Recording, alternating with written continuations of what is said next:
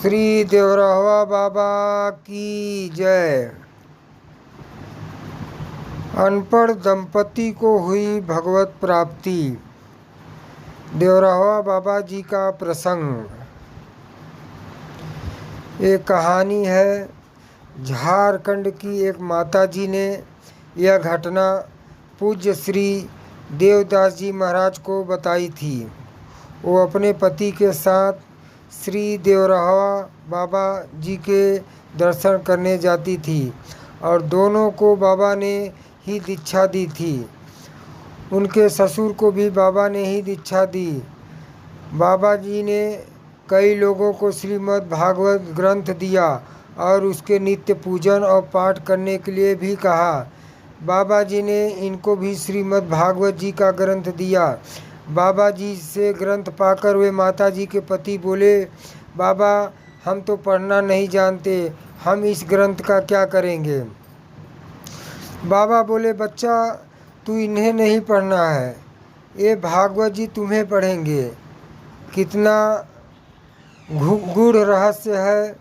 वे बाबा जी से ग्रंथ लेकर आ गए और नित्य उसका पूजन करते और अपने साथ खाट पर ही रखते।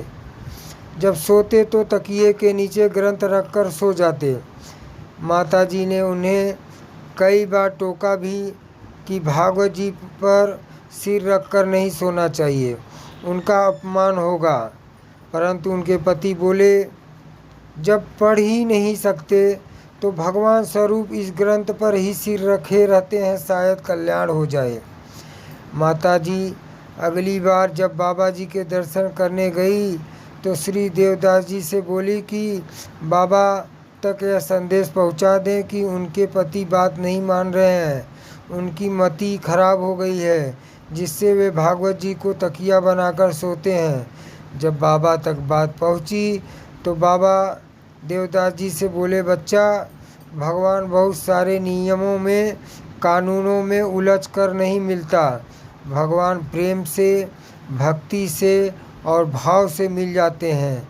अब उसका जो भाव है उसी में उसे रहने दो। बाबा से आज्ञा पाकर माता जी लौट आई और उनके पति वैसे ही भागवत जी को तकिया बनाकर नित्य सो जाते। जब उनका अंतिम समय आया और शरीर कमज़ोर हो गया तब अचानक वे श्री हरि श्री हरि श्री हरि श्री हरि बोलने लगे।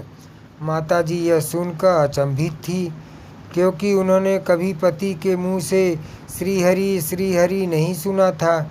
यहाँ तक कि बाबा जी भी सभी को राम नाम जपने के लिए ही कहते, परंतु अचानक उनके पति श्री हरि श्री हरि श्री हरि श्री हरि कैसे रटने लगे।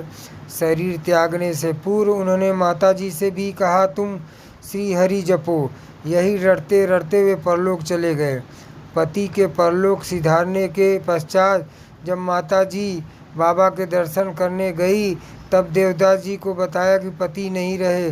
देवदास जी ने पूछा कि अब श्री भागवत जी कहाँ हैं।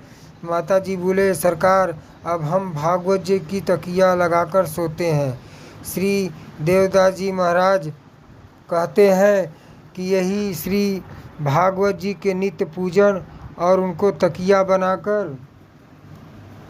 इस कहानी का अर्थ यही है कि भक्ति जो है वो भाव से मिलती है।